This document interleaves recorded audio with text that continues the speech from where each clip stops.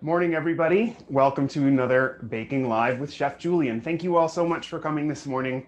I'm always excited, really excited today. Those of you who've been here a few times in a row will notice that I'm now in a bandana, which is how my favorite yoga teacher who's joining us today, Zoe, will know me best in this bandana, as well as anybody who's actually worked with me in a kitchen. This is quarantine time and my hair is getting a little unpresentable. So we're gonna keep it contained and rock the bandana look once again. I'm really excited to share with you our coffee cake today. It's a cinnamon sour cream coffee cake, which is super delightful. I think of it as a very classic coffee cake recipe. But first, of course, I want to thank everybody that's been able to support our efforts here on Venmo. The Venmo name, if you'd care to donate a couple bucks, is Chef Julian. We're continually upgrading our little setup here, so these videos look better, more professional, easier to watch, and more enjoyable. And you can learn a little bit better, hopefully, if you can see a little bit better. We don't actually have too many more upgrades to go. Always helpful to have a few dollars for ingredients and stuff like that. So if you care to donate, it's Chef Julian. But again, as I always say, no pressure to do so. I'm happy to be sharing this stuff with everybody. So why are we looking at coffee cake? Well, it's a deeply, deeply satisfying recipe. I think it actually lends itself really well to a lot of variations. I'm starting with my favorite variation, which is cinnamon sour cream coffee cake with the kind of walnuts mixed in there in the streusel topping and filling. If you're not a walnut person, you could use almonds here beautifully. I like the little slivered almonds as opposed to the sliced ones, but that's just a textural preference. Whatever you like, pecans I think would also make a spectacular addition here.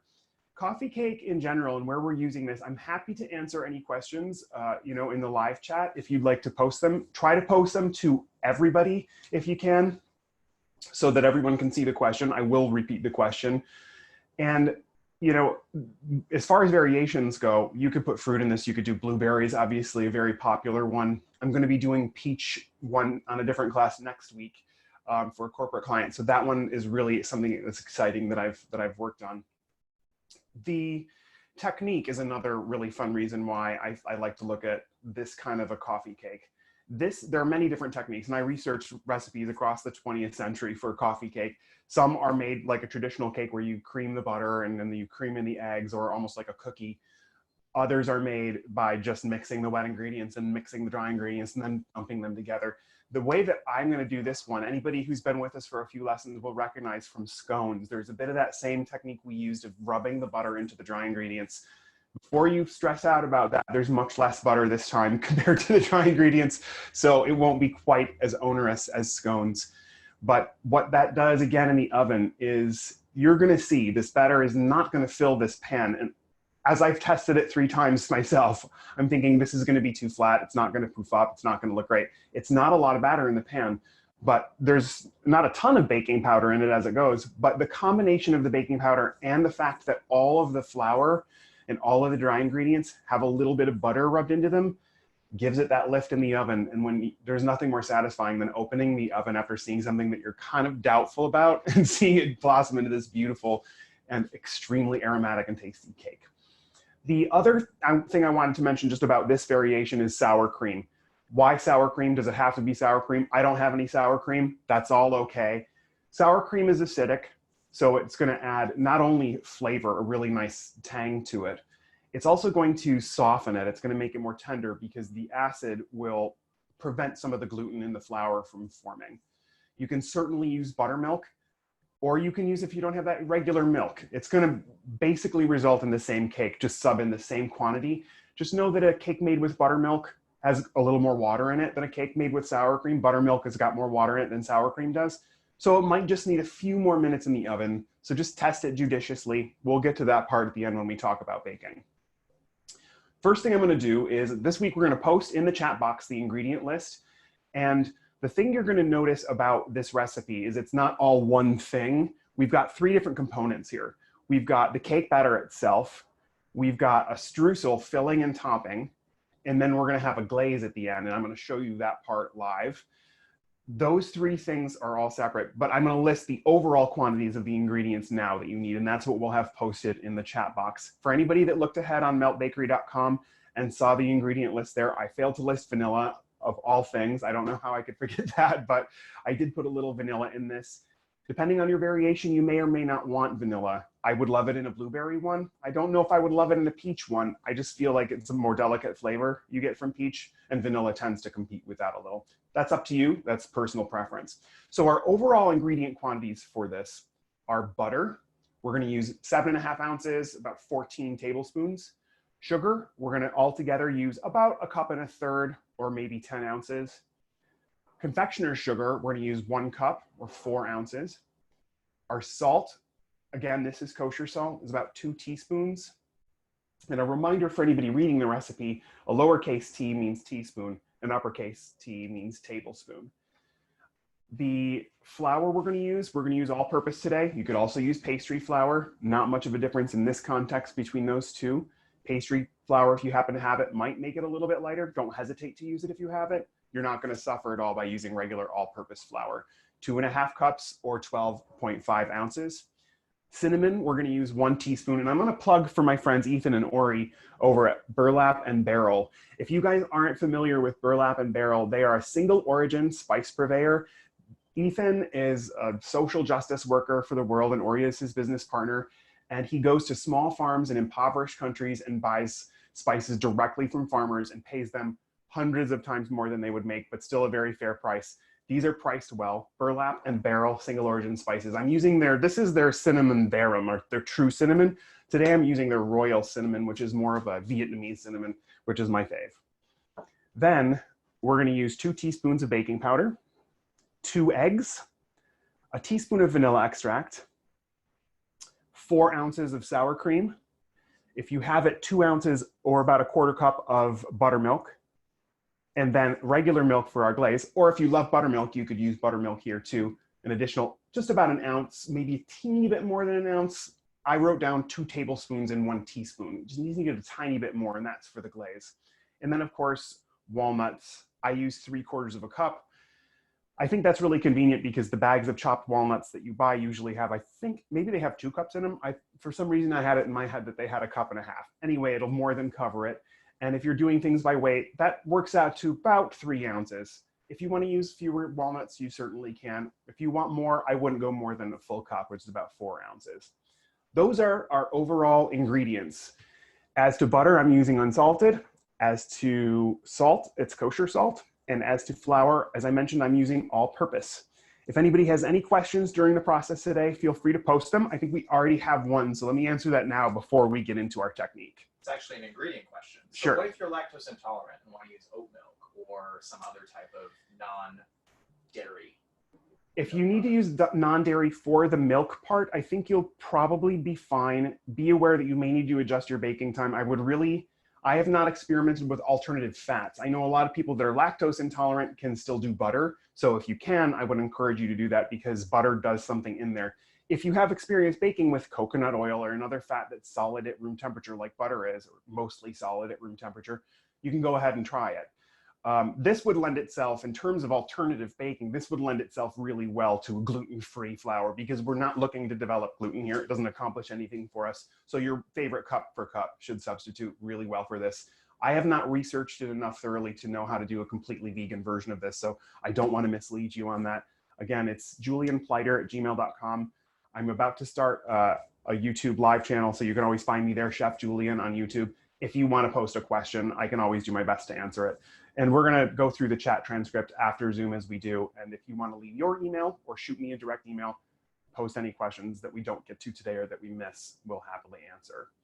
So the first component I want to work on for this is the streusel topping. You've seen this crumb topping on pies and muffins and coffee cakes your whole life. It's everywhere. It's really easy to make. The thing we're going to do that's a little different, that I think gives it this kick of flavor that is just divine and lovely, is brown butter. For those of you who don't know brown butter, essentially the process is very simple. You cook butter until the milk solids that are in that butter brown and the sugars that are in that butter brown, and then you use that instead of melted butter. It's easier said than done. It's a little tricky to work with, and you have to remember, first of all, that it's going to be extremely hot. We think of melted butter as, ooh, comforting and soft. Yeah, it's going to be like fryer oil temperature. So be really careful with your brown butter. The methodology for it is really very simple. You're going to fairly slowly melt some butter in a heavy bottomed pan. And you know, you want it to sputter, but you don't want it to spatter. So that's a really good indicator. If it starts popping all over your stove, first of all, it's a pain to clean up. Second of all, that's going to be too fast. Let it melt. You will notice at some point that this sputtering noise will subside. That means that the water is gone. And now the step that's remaining to do in the butter is to cook those milk solids, the lactose, the proteins, the minerals that are in butter. Yes, there are minerals in butter. It's good for you. I've been saying it all along. Those will drop to the bottom of the pan and they'll begin to brown. And I did a little video so you could see what that looks like. And you really want to stir constantly, especially after this is done. But you don't have to stir very fast. After the noises are done, you want to keep stirring as you see those brown solids on the bottom. The butter in this video here is just about there. What you really need to have next to that then is a really bone dry, heat-proof container. I use like a Pyrex measuring cup, and you want to pour that in there. If it's not bone dry, that really hot butter, which is just boiled all the water away, is going to hit that water and it can sputter. So make sure it's dry, make sure it's heat-proof. The moment they're brown enough for you, pour it out. I like to be pretty edgy with my brown butter. I like to go pretty far, but know that that dark brown solid, once it's past coffee bean color, that can turn to black in an instant. So get it nice and dark and then immediately get it off the heat, not just by moving your pan, but by emptying it. Scrape out those solids. We definitely want to include those. Once you go to brown butter, you're not going to want to use regular melted butter anymore. That being said, it's just a subtle touch here. So if you don't feel like doing that, just melt your butter and you're fine. So that's the first step. I put 3.5 ounces of butter, or 7 tablespoons is the amount that we need here. That's a little padding. And the reason that's a little padding is that I try to think efficiently and practically. So I've got, and this is for a 9x9 cake pan, this recipe, which I had posted.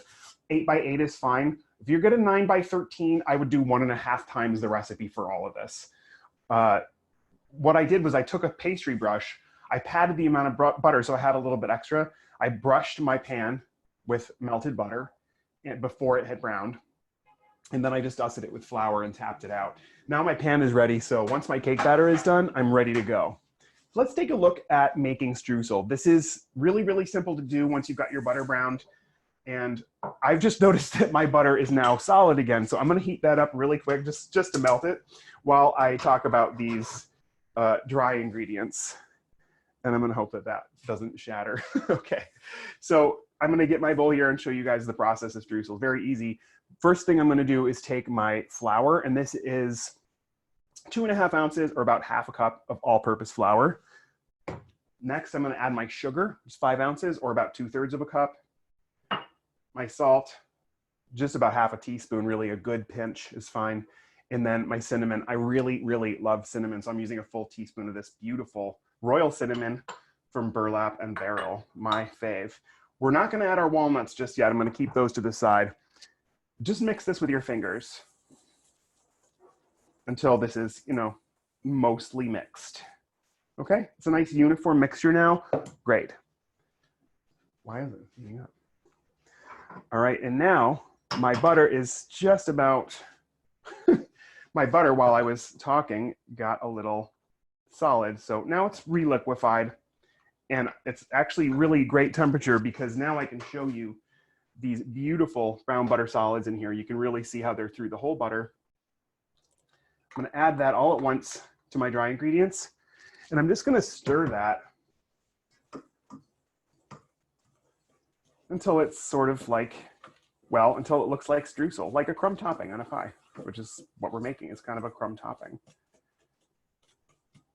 The smell when the brown butter hits that sugar is unbelievable. Now I'm gonna add the walnuts and just give those a quick stir to incorporate them. You could absolutely use brown sugar here. That would be a really beautiful addition to this. I like to use my hand to just finish up that mixing, just to make sure everything is nice and, you know, it should be like kind of wet sand. For those of you that are following along with this, can you kind of reiterate what you put in? Because some people are starting to brown the butter when they were okay, if you're following along, sure. If you're following along with this, I'll just go back over it again in any case. And this is one of those things that's hard to do all at once. That's why I browned my butter earlier, but we'll be okay. I'll over-explain the next step so you have time to catch up. Mix the dry ingredients and the streusel together in your bowl. That's 2/3 of a cup of sugar, half a teaspoon of salt, half a cup of flour, and a teaspoon of cinnamon. Then just mix that together, pour in your butter all at once. Remember, I used a little bit of that butter. It amounts to just about 1/2 ounce to oil my pan, my cake pan, to prep that. Then I added my walnuts after I had stirred that together. Stirred it together a little more. It looks like coarse sand. It's got a beautiful texture. It looks already like the crumb topping that it will become eventually.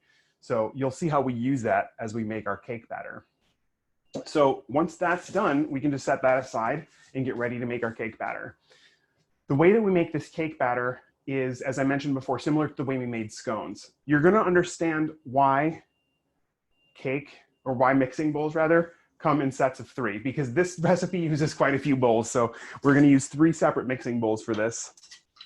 And the first thing I'm gonna do in this one is mix my dry ingredients together for our cake batter. So I've got my mixing bowl here, slightly larger. This is the largest of the 3 I'm using. This is gonna eventually house the entire batter.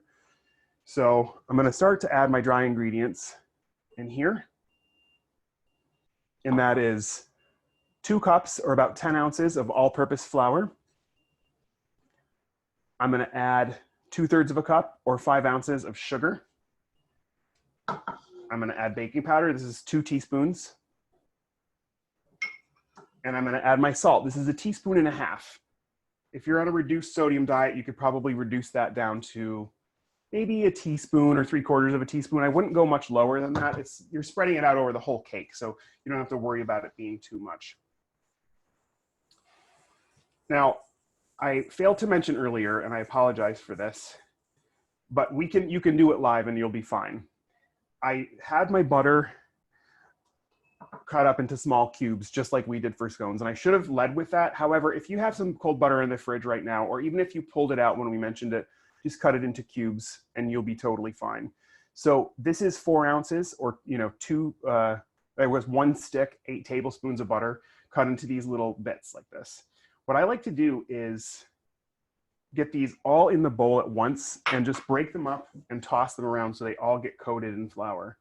So if you are just cutting your butter now, just do it and put the cubes into the bowl of dry ingredients as you cut it. That's totally fine. This isn't quite as high stakes as scones in terms of everything being cold. While we're doing this, while I'm tossing these around, we can sort of idly look at this here before the next step. If there are any questions, now would be a great time to get to those in case anybody needs to catch up. But I don't see any. So I'm gonna just explain this step, and I'll go through this nice and slowly so that so people that are doing it live can catch up, and so you can really see this. This is the same technique we used for scones, where we're gonna take our butter that's now all coated in this flour mixture, and we're just gonna pinch the cubes like this to sort of flatten it into flakes. Don't worry about them being even, just get them pinched. I like to put them all over to one side, and then as I pinch them, put them on the other side. My mom used to use all the time a little thing called a pastry blender, which is like a small straight wooden handle with wire loops that go around it like this, and you just kind of press it like that. Some people use 2 knives, same kind of thing you would do for pie dough. You can certainly use that if you have it. I like to just use my hands. I like to get in there and really feel the texture of everything.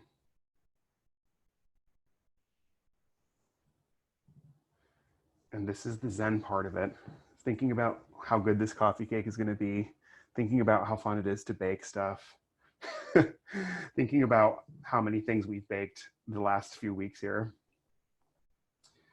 Another thing I should mention too is if anybody has any ideas or suggestions of what they'd like to see us do or how we can improve these, I'd love to hear that from you guys. I'd love to hear if there's something you're really wanting to learn how to make. I'd love to tackle it. Now that we're able to do some more advanced stuff, thanks to these little micro donations on Venmo, we can start to add video in of processes that would be hard to sort of do live. Like I want to use my mixer, but I want you guys to be able to hear afterward too. So I'd love to have a little video footage of that. If anybody wants to learn about anything in particular, we're certainly going to get to cookies, since that's been my bread and butter for the last decade.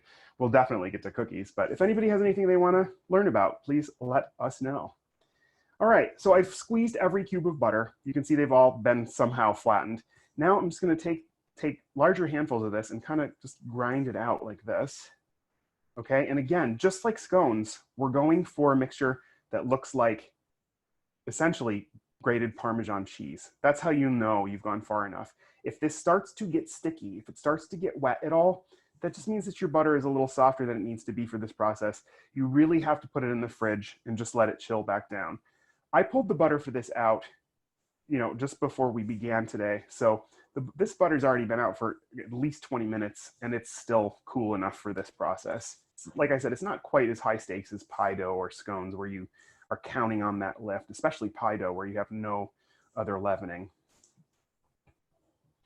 We're gonna keep just grinding this between our fingertips like this.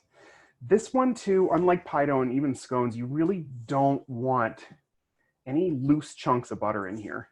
And the tricky part here is that as you get into this, this looks like a chunk of butter, but it's not. It's kind of a chunk of this pre-dough. That is a little chunk of butter. So you want to just kind of go through it. It's not the end of the world if you have some, but you really don't want any big pieces of butter in there. It'll make a big hole in your cake. How do we know we're done? Other than when, we're not finding any big pieces of butter in here.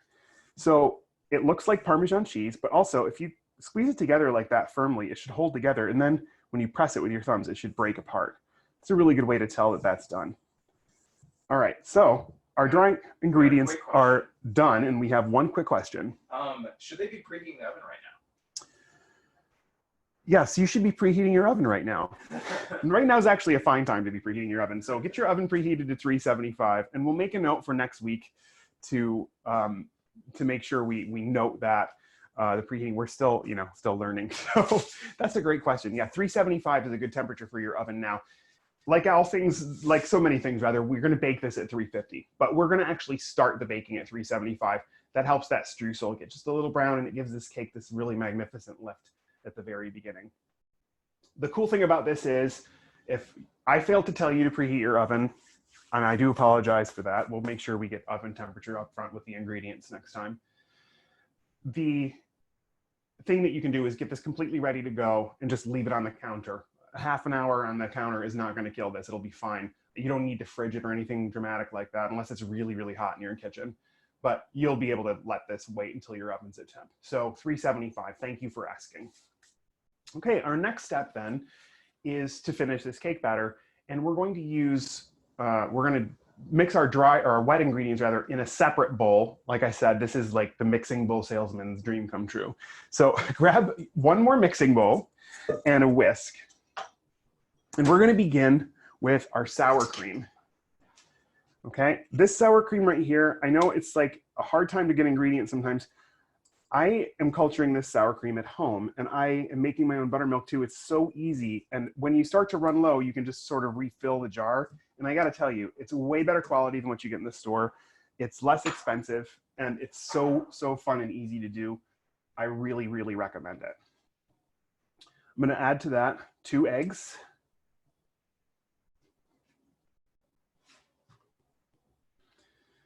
And then a teaspoon of vanilla extract. Now, if you happen to have buttermilk, I wanted just a little more liquid in this recipe from what I was getting. So I'm gonna add 2 ounces of buttermilk. 1, 2, okay. So that's my eyeballing that. We're gonna mix this together. Okay, let's break that up. There's an interesting thing with baking when you're using eggs for especially a cake. It's sometimes good to have your ingredients at room temperature if you can. They tend to come together more easily, and that doesn't apply to butter in certain instances, like for scones or even this should be cool, at least cool butter. But you really, things come together so much more easily if they're a little on the room temperature side. So now we've got our wet ingredients, that's it, and we've got our dry ingredients. All we're gonna do to get this cake to come together is just mix these in with this. And I'm gonna show you guys a really interesting technique about mixing this because we don't wanna stir it. We kinda wanna toss and fold it. And I'm gonna warn you, this is going to look a lot stiffer than you expect. It's not going to go into the pan completely easily. So we're going to have to be a little patient with it, but it's really, really worth it. So I'm just going to pour those all in right over my dry ingredients there.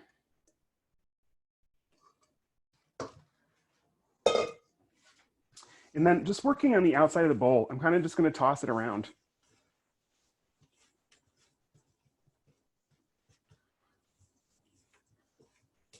And you notice that I'm sort of slicing through with a spatula here, but I'm not really mashing it. I'm not really stirring it. We don't want to develop any gluten, or we want to develop as little as possible. We still have to moisten everything evenly. So I'm kind of pressing it a little bit, but I'm gentle with it. You got to be gentle with a dough like this.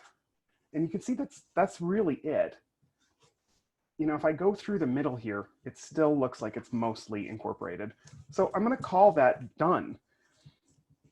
The magic of this dough is really in the butter step that we took. It's that pinching in of the butter and rubbing in of the butter to the dry ingredients that gives it its ability to form the right kind of structure once it's in the oven. For what it's worth, my oven is also not preheating. Do we have a question at this point? We do. Sure. Before you start to do the next step, yeah. The technique you were showing about the butter and putting that into the flour, would that be something, or the dry ingredients, would that be something you do for muffins? Or would you kind of use a traditional muffin method? There's a really interesting question. Someone has asked if the method of rubbing the butter into the dry ingredients could be used for muffins. I have to tell you, this would make a beautiful muffin. The way that I've normally, well, there's two ways that I've done muffins. One called the dump method, which I don't like that word for baking, but that's what they call it, where you take your dry ingredients in one bowl, your wet ingredients in another bowl, and just dump them together like we've just done here. And that would include usually melted butter in the wet ingredients. So that's where the butter would come in that. The other method that's really common for muffins is the creaming method, where you cream your butter, then you cream your sugar, and then you cream in the eggs, and then you scrape the bowl. And to me, it's like it's a muffin. So that seems like more work than this. I think one thing you could try, if you have a favorite muffin recipe that is one of those two other methods, try it this way. Same proportions you know are going to work correctly. It should work. And the texture of this cake finished makes a beautiful muffin-like coffee cake. So that's a great question. I think it's easily convertible. What you might want to do is just give it a tiny bit more moisture. This tends to be just a little denser than you would want a muffin. A little more moisture might help it open up. I would not go crazy. Maybe an ounce or two of extra buttermilk. Look at the proportions in this recipe and compare it to your favorite muffin recipe. You might find that they're very similar in some ways, or this one has less liquid. So you can kind of adjust to make what you know will be the muffin and then try incorporating this technique into that. That's a great question.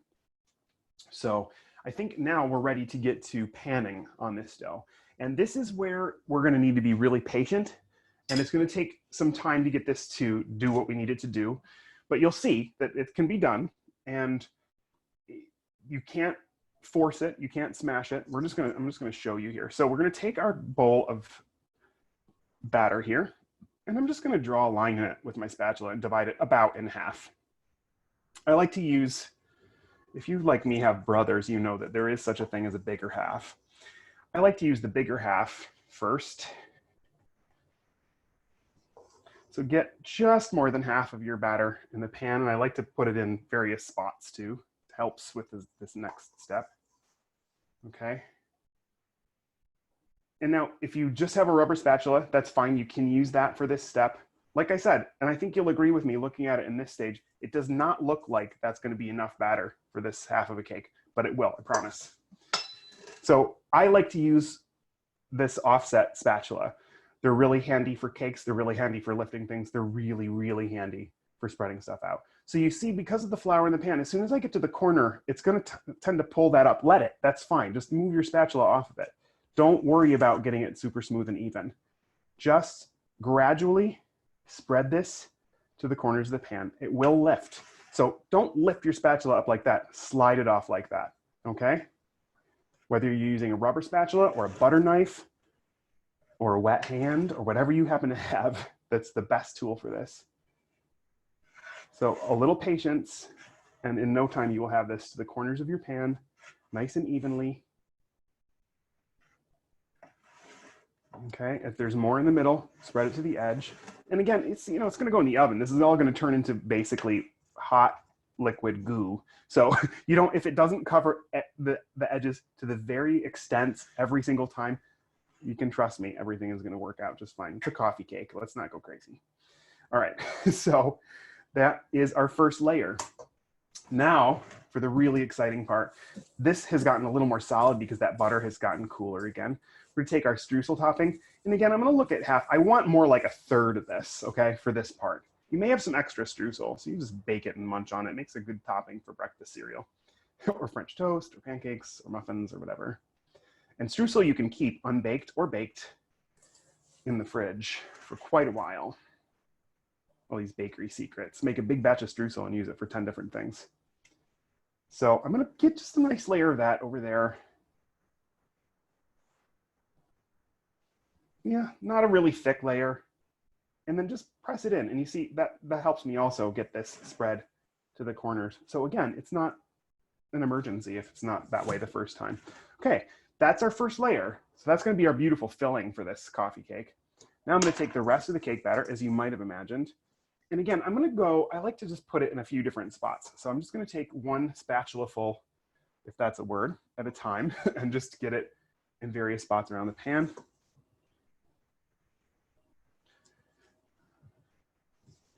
This is a beautiful texture, this batter. I'm sure you guys can see. It's very soft and velvety, as the final cake will be. Okay, now we've got that in there.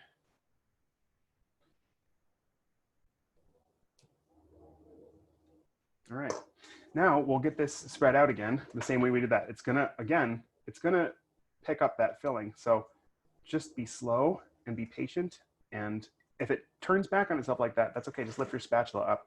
Also, if a little bit gets into the top layer, this is barely gonna cover it as it is. If a little bit gets into the dough a little higher up, that's gonna be okay. It doesn't have to be a perfect, this isn't like icing a cake where you want a smooth, even layer of frosting between the two layers.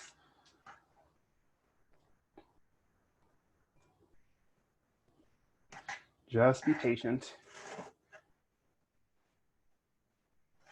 It is picking some of that filling up, and that's just fine. I mean, I'll take the piece with more filling if you guys don't want it. Yeah, I'm gonna spread that there. It's looking great. If you were using dry fruit, would this be a good time to add that in? If you're gonna use dry fruit, you could do it in one of two places. You could either do it in your streusel, or you could do it in the batter. I personally, if I were gonna use dried fruit, first I would, like I do whenever I bake anything with dried fruit, I tend to rehydrate the fruit a little bit first so that it's not really dry going into the oven, which is gonna dry it out more. I would say you could put it in the filling, I'd like between the layers. So if you put your streusel down, then your dried fruit. Honestly, you could also put it right here below what I'm sure you've guessed by now will be the second layer of streusel. And one question about the brown butter. Question about brown butter. It does have the sediment at the bottom. Is that normal? Do you want to break that up? Brown butter does have those browned dairy solids, those brown milk solids in it. Yes, I love to include those. In some certain classical French sauces, those are considered a little more on the coarse side or the uncivilized side. They wouldn't like to see the specks of things. So they'll filter it out and they make what's called beurre noisette, which means hazelnut butter or nut butter because it's got a very nutty aroma. I love those brown butter solids. They're not, you know, they're not bad for you or anything like that. I would always include those. And that it's not only just because, you know, you're adding that, but that's where a lot of the flavor in the butter you've just made comes from there. And this is going up against cinnamon, it's going up against vanilla, it's going up against walnuts, some stronger flavors. So to have those in there jazzes the flavor up a little bit and gives you this pervasive brown butter flavor that you'll be able to taste kind of with every bite of this coffee cake. And, you know, again, you're not going to lose that much if you don't want to do the brown butter. If you just want to do melted butter, this is going to be a fantastic coffee cake either way. Brown butter is a little intimidating if you don't know how to do it. If you guys want, suggest that. I could always do a tiny video on, hey, this is how you make brown butter. I'm happy to do stuff like that. Just need to know what you guys would like to see. So I'm going to finish with the streusel on this. I'm patting it down just to make sure that it's sort of adhered to the cake surface. And as I said, this recipe makes just a little extra streusel. So just save it. If you want to put it on top of a granola or something, I mean, that's a little indulgent, but this is the time when we should be being a little indulgent, I think. I would bake that. If you might want to save it for a future baking recipe, put it in a Ziploc or a mason jar and put it in your fridge, and then you don't have to worry about it for a while. It'll keep in the fridge for quite a while, and then when you want to bake with it, just take it out, let it come almost to room temperature. It'll soften a little bit, and then you can top your muffins with it or anything. This would be great on peach muffins or blueberry muffins, certainly. So whatever you like cinnamon with. I'm not a huge fan of cinnamon with that kind of fruit. That's me. I'm weird. So do whatever makes the most sense to you. That's our cake. That's going to go from room temperature. So if you do have to chill it, if you have to make it the night before, whatever, let it come back to room temperature so that we're talking apples to apples when you bake it. I've baked this for 30 or 31 minutes in an oven that is at 375, but as soon as I put it in, I lowered the oven to 350. So if you're putting in this, if your oven is heated already, which I hope that it has, if you want to bake this now, set it in your 375-degree oven, turn the heat immediately once you close the oven to 350, and then give it just about 30 minutes. You know, you can test it with a skewer. I have this bamboo skewer, and that's how I tested mine when I was preparing this recipe and researching for you guys. Or a toothpick, or if you have certainly a cake tester. The thing to remember about poking a little hole and seeing if it comes out clean is it will definitely come out clean if it's baked all the way. It will also definitely come out clean if you've left it in the oven for 2 hours when you've been vacuuming and doing other things and forgotten that it was in there. So it also could mean that it's overbaked. The only real thing that this will tell you is that it is not underbaked if it comes out clean. If it's underbaked or not done baking yet, it will come out with batter on it. So check it after 25 minutes. Just see what it looks like. Your oven might be faster than mine. So, and faster in an oven sense means hotter at the same temperature. I don't think physics are probably that much different where you are. So the last step of this cake, are there any questions on any of the processes so far for the brown butter, for the streusel, for the batter, or for the assembly or baking? Because the last step we have to do is looking at our glaze. Nope, just wanting to see you make cookies and basic vanilla cake. So more cookies and basic vanilla cake. And I think a pound cake would be a really, really great topic. So maybe we'll look at that. If we want to talk about a layer cake too, we can look at that. So good suggestions, keep them coming. So I'm going to take a look now at one of these that I've already got made for TV here. And we're going to make our glaze really quickly. And I'm going to show you how I glazed this. So you can see that this is a beautiful cake that really did puff up really nicely in the oven.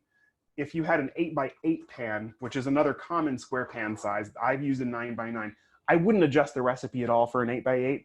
I would go same exact quantity. It will be a little bit thicker. It's not going to overflow the pan. It may need a little bit longer in the oven because it's going to be thicker. It shouldn't need less time at an 8x8.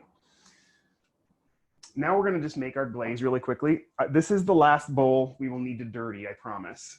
This is a cup of confectioner sugar, or 4 ounces. And this is, as I mentioned, just over 2 tablespoons, or just over an ounce of milk. You could certainly add 2 tablespoons of milk and that teaspoon use vanilla if you wanted a really vanilla flavored glaze. So I'm going to add that to that. And I'm just going to stir this with a fork till it absorbs all that. Sometimes you need a little more, sometimes you need a little less. Sometimes you might like your icing a little thinner or thicker than I like mine. So you feel free to adjust it with a little more sugar or a little more milk. But if you add milk to it, be aware that the slightest amount of milk in this is going to make a pretty dramatic change in the consistency of it, where a slightest amount of sugar is not going to change it that much. Sugar will change things much more slowly than liquid will.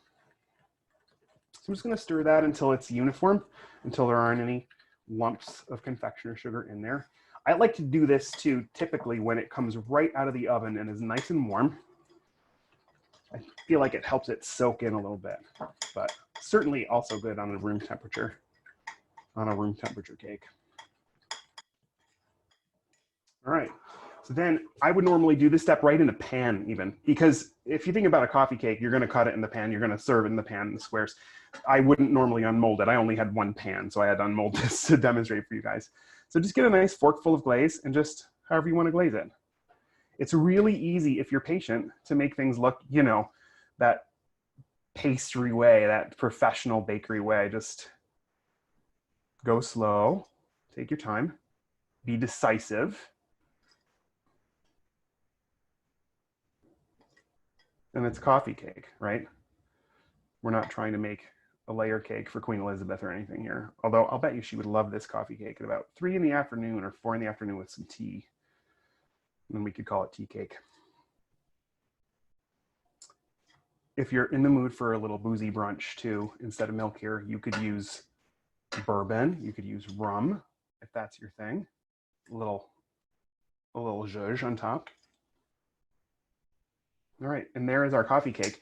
This glaze here will set. So if you, not only will it absorb into the cake, particularly if the cake is hot, but if you give it a moment at room temperature, it'll dry out a little bit. There's cornstarch in confectioner sugar almost all the time, and that will help it dry very quickly. So if you let it sit, it'll then turn into something that's not quite as gooey and sticky, but something that's a little bit drier of a glaze. So that's about it. I'm going to cut into this so you folks all can see my money where my mouth is, because I haven't seen the inside of this cake yet. So this will be a fun one.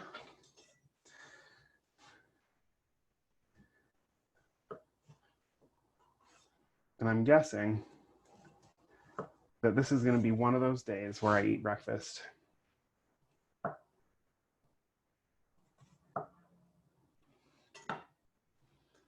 So you can see that it's got some filling in there. It's a beautiful bite. This is a beautiful, moist cake. It's just so lovely. That sour cream does such beautiful things in here. And I love having that streusel in the middle. It's a really lovely cake. And then, you know, you can choose if you want a middle piece or an edge piece or a corner piece. That's a personal preference thing. So if there are any questions about any of this, sorry about all the dishes. I know that this wasn't one of our one bowl wonders. We've done a number of recipes where it's pretty much one bowl and one pan and we're done. This is a little more complicated than that, but I think you'll agree when you taste it, it's worth washing a couple extra bowls. I love this. Again, as I've mentioned before, you know, if you have a scale, in the real world, I would not have little dishes of everything set aside. No one really bakes that way. I would have the bowl I'm working in, maybe 2, maybe 3 in the case of the streusel, but I would add my ingredients on my scale directly to the work bowl. So if I need to add an ounce of this, I just tear out the weight of the bowl I'm working in and add the ounce of that. It's much, much easier. It's much faster. And it's definitely not nearly as photogenic, which is why we do these lovely little ramekins of everything when we're doing demos. And it's a little quicker to have everything sort of pre-measured so I can assemble it quickly for you all.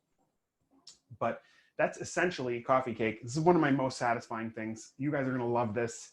I hope you give it a try. Again, it's julianpleiter@gmail.com. Check me out on YouTube. Starting soon, we should be running YouTube live instead of Zoom. So that should be really accessible and easy for everybody. That'd be Chef Julian on YouTube. And I'm Chef Julian at Venmo. If anybody wants to toss a couple of bucks into the effort to make a more improved setup and buy ingredients here. Would love to hear your suggestions. Would love to hear your questions.